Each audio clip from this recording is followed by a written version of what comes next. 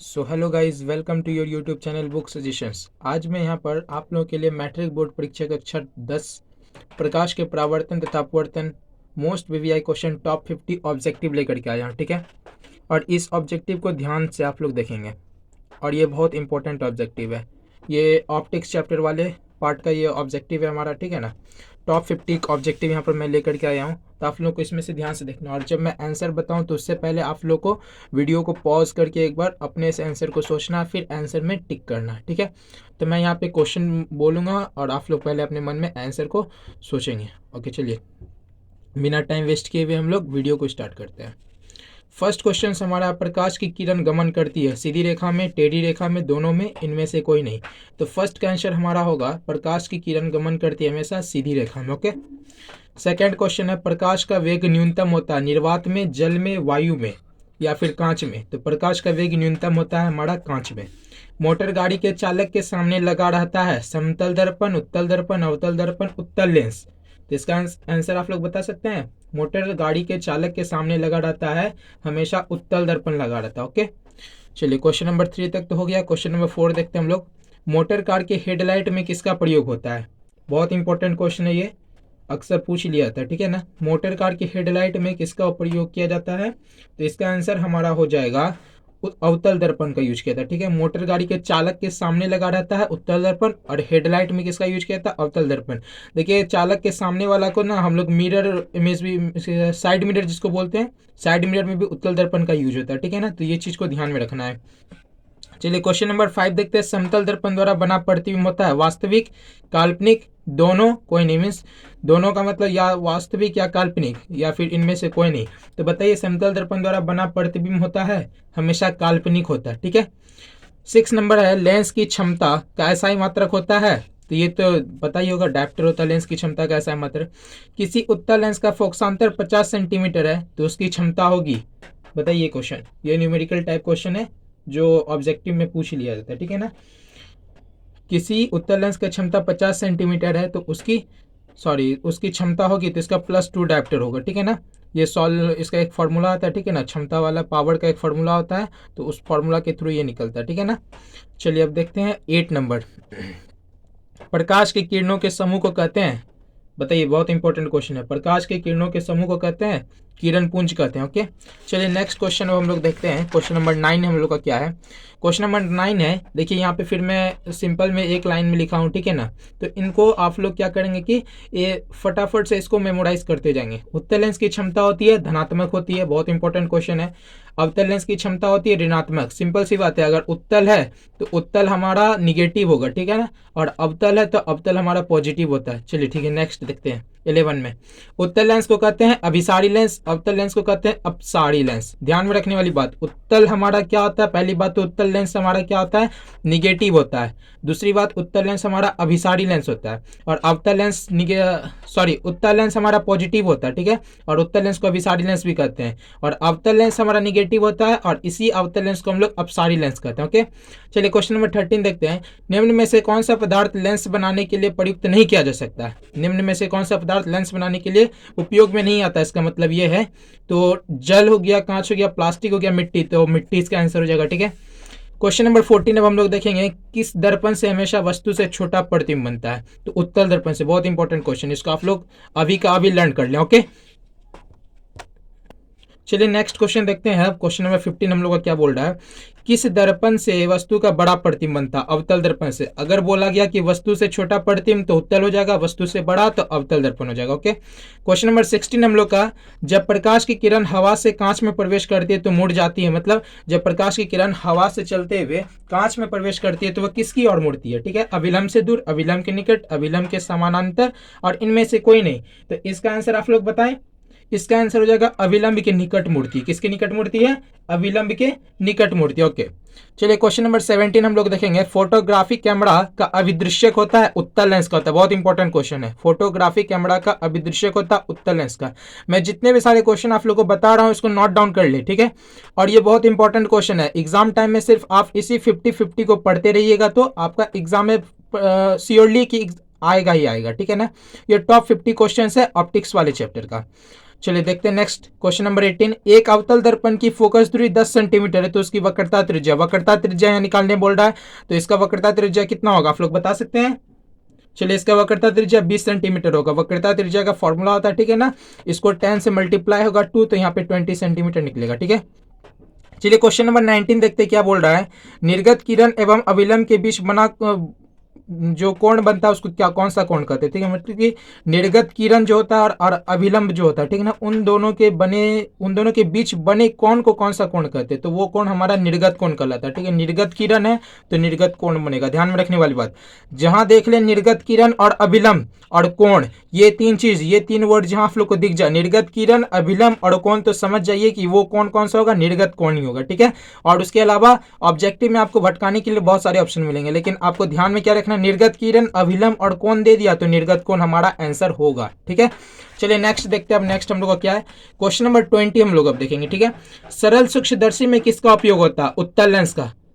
किसका उपयोग होता है, उत्तल लेंस का। देखिए अभी आप लोग को बताया गया था इससे पहले, फोटोग्राफी कैमरा का विदृश्यक होता है उत्तल लेंस का, ओके। उसी तरीके से अब नेक्स्ट क्वेश्चन हम लोग यहाँ पर भी देख रहे थे, सरल सूक्ष्मदर्शी में किसका उपयोग होता है, उत्तल लेंस का उपयोग होता है, ठीक है। सूक्ष्मदर्शी है जिसका यूज हम लोग छोटी छोटी चीजों को बड़ा देखने में करते हैं, ठीक है। तो चलिए नेक्स्ट देखिए क्या बोल रहा है। किस लेंस के द्वारा सिर्फ काल्पनिक प्रतिबिंब बनता है, अवतल लेंस के द्वारा, पता ही है आप लोग को, ठीक है। काल्पनिक प्रतिबिंब बनता है या फिर होता है, काल्पनिक प्रतिबिंब जो होता है वो उल्टा होता है या फिर सीधा होता है, तो काल्पनिक प्रतिबिंब हमेशा सीधा होता है और वास्तविक प्रतिबिंब हमारा हमेशा क्या होता है, उल्टा होता है, ठीक है। चलिए लेंस में मुख्य फोकस की संख्या कितनी होती है, बहुत इंपॉर्टेंट क्वेश्चन है ऑब्जेक्टिव टाइप के लिए। क्वेश्चन हमारा है लेंस में मुख्य फोकस की संख्या कितनी होती है, बताइए आप लोग। तो इसका आंसर 2 होगा, ठीक है। लेंस में मुख्य फोकस की संख्या 2 होती है, ओके। चलिए देखते हैं, सर्च लाइट का परावर्तक सतह होता है, सर्च लाइट का परावर्तक सतह हमारा कैसा होता है, अवतल होता है। चलिए एक उत्तल लेंस की क्षमता 1 डायोप्टर है तो उस लेंस की फोकस दूरी क्या होगी, 100 सेंटीमीटर होगी। चलिए प्रकाश के अपवर्तन के कितने नियम है, 2, और प्रकाश के परावर्तन के कितने नियम है, 2। चलिए ये दो चीज ध्यान में रखना, प्रकाश के अपवर्तन के कितने नियम है, 2, प्रकाश के परावर्तन के कितने नियम है, 2। और देखिए मैं आप लोग को सब्जेक्टिव के लिए भी जो 20 टॉप मोस्ट क्वेश्चन है मैं आप लोग को बता चुका हूँ, ठीक है। और वो ऐसे पार्ट 1 होगा, इसके बाद भी आपका सब्जेक्टिव टाइप का क्वेश्चन मैं दूंगा आप लोग को 20 करके, ठीक है ना। तो उसमें बताया था, फर्स्ट क्वेश्चन था हमारा कि परावर्तन के नियमों को लिखें। ये क्वेश्चन बहुत इंपॉर्टेंट है सब्जेक्टिव के लिए। ऑब्जेक्टिव में ये पूछ लिया जाता है कि परावर्तन के कितने नियम है, तो इन दोनों चीजों को ध्यान में रखना, परावर्तन के भी 2 नियम है और अपवर्तन के भी हमारे 2 नियम है। चलिए क्वेश्चन नंबर 27 देखते हैं हम लोग। किसी माध्यम में अपवर्तनांक का मान होता है, कोई भी अगर माध्यम है तो उसमें अपवर्तनांक का वैल्यू कितना होता है, तो इसका एक ही चीज याद रखना, साइन तो दोनों तरफ होगा, ठीक है। न्यूमरेटर एंड डिनोमिनेटर दोनों में क्या होगा, हमारा साइन ही होगा। बस ध्यान में ये रखना कि ऊपर में हमारा आई होगा और नीचे में आर होगा, ठीक है। मीन्स कि अंश में हमारा क्या होगा, आई, और हर में आर होगा। तो इसका पूरा क्या बन गया, किसी माध्यम में अपवर्तनांक का मान होता है sine i by sine r होता है, क्या होता है, sine i by sine r होता है, ओके। Question number 28। एक उत्तल लेंस होता है किनारों की अपेक्षा बीच में मोटा। उत्तल लेंस कैसा होता है हमारा, ये हो गया हमारा उत्तल लेंस, इसी को कहते हैं उत्तल लेंस। तो ये किनारे की अपेक्षा बीच में क्या है, इसका अधिक सरफेस है, तो ये बीच में अधिक मोटा है, ठीक है ना। तो इसका आंसर क्या हो जाएगा, एक उत्तल लेंस होता है, पूछ लिया था, ये ऐसे दे देगा आपको, किनारों की अपेक्षा बीच में पतला या फिर बीच की अपेक्षा किनारों पे अधिक मोटा। लेकिन इसको ध्यान में क्या रखना, बस उत्तल लेंस का फिगर आपको ध्यान में लाना कि ये होता कैसा है, उसके बाद आंसर में आपको टिक करना है। तो एक उत्तल लेंस होता है हमारा किनारों की अपेक्षा बीच में मोटा। चलिए क्वेश्चन नंबर 29 देखते हैं हम लोग। अवतल लेंस क्या बोल रहा है, अवतल लेंस का आवर्धन बराबर होता है, ठीक है ना, मतलब मैग्निफिकेशन के बारे में इसमें पूछ रहा है। तो इसका आंसर हो जाएगा आपका V/U होता है, क्या होता है, V/U। गोलीय दर्पण में फोकसांतर एवं वक्रता त्रिज्या के बीच संबंध है, बताइए इसका क्या आंसर होगा। गोलीय दर्पण में फोकसांतर एवं वक्रता त्रिज्या के बीच संबंध है, तो इसका आंसर आप क्या हो जाएगा, R = 2 × F हो जाएगा, ठीक है। मतलब कि इसके F में 2 से मल्टीप्लाई हो जाएगा, इसकी जो त्रिज्या निकलेगी 2 × F निकलेगी, ठीक है। मीन्स गोलीय दर्पण में फोकसांतर एवं वक्रता त्रिज्या, बोल रहा ना, वक्रता त्रिज्या के बीच संबंध, मतलब दोनों में क्या रिलेशन है, तो R = रेडियस = 2 × F हो जाएगा हमारा, ओके। चलिए नेक्स्ट क्वेश्चन देखते हैं हम लोग। नेक्स्ट हम लोग का क्या है, क्वेश्चन नंबर 31 हम लोग देखेंगे। क्वेश्चन नंबर 13 हम लोग का है, उत्तल लेंस में बना प्रतिबिंब होता है वास्तविक और उल्टा। उससे पहले आप लोग को बताया गया था कि अवतल लेंस में बना प्रतिबिंब कैसा होता है, अवतल लेंस में बना प्रतिबिंब हमेशा काल्पनिक और सीधा होता है। काल्पनिक का मतलब क्या हो गया, सीधा हो गया। उसी तरीके से उसका उल्टा क्या हो जाएगा, उत्तल लेंस में बना प्रतिबिंब हमेशा वास्तविक और उल्टा होता है, ओके।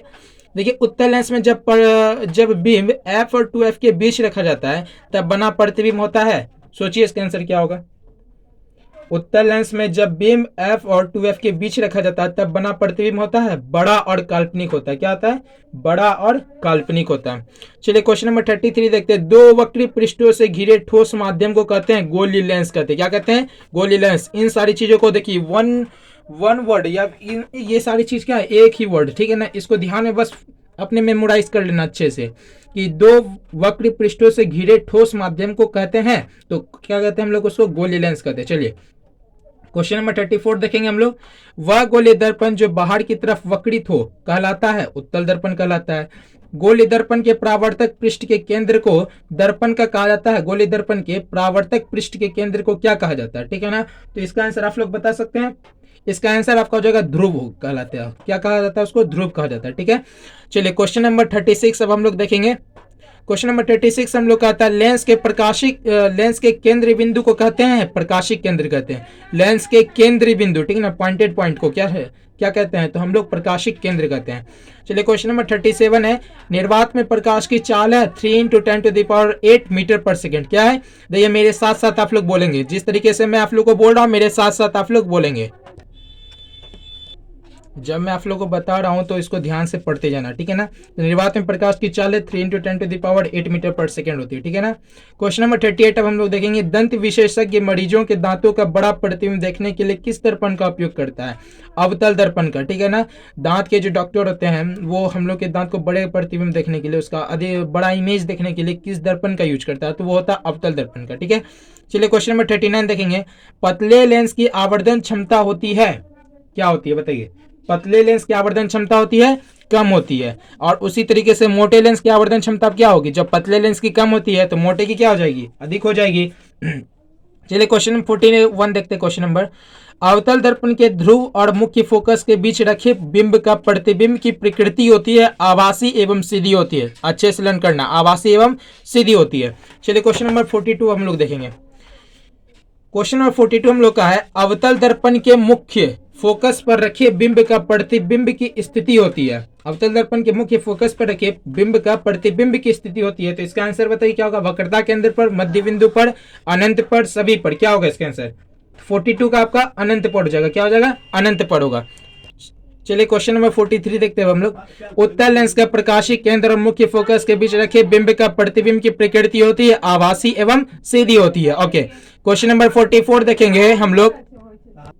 चलिए क्वेश्चन नंबर 44 हम लोग देख लेते हैं।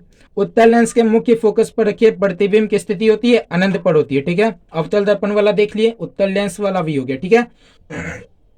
अब हम लोग देखेंगे क्वेश्चन नंबर 45। मानव नेत्र के किस भाग पर किसी वस्तु का प्रतिबिंब बनता है? देखिए हम लोग जो किसी वस्तु को देखते हैं या फिर किसी भी ऑब्जेक्ट को देख रहे हैं तो उसका इमेज जो बनता है वो किस जगह बनता है? हमारे आंख में, ठीक है ना। तो किस जगह बनता है? रेटिना या फिर दृष्टि पटल पर बनता है, ठीक है। अब देखिए तारों के टिमटिमाने की व्याख्या किस सिद्धांत पर आधारित है? यह बहुत इंपॉर्टेंट क्वेश्चन है। अपवर्तन के सिद्धांत पर आधारित है। किस पे आधारित है? अपवर्तन के सिद्धांत पे। चलिए क्वेश्चन नंबर 47 अब हम लोग देखेंगे। नेत्र लेंस की फोकस दूरी अधिक हो जाने पर कौन सा दृष्टि दोष होता है? नेत्र लेंस की फोकस दूरी अधिक हो जा रहा है, ठीक है ना, तो वो कौन सा दृष्टि दोष होगा? तो वो हमारा दूरदृष्टि दोष होगा, ठीक है। क्वेश्चन नंबर 48 होता है।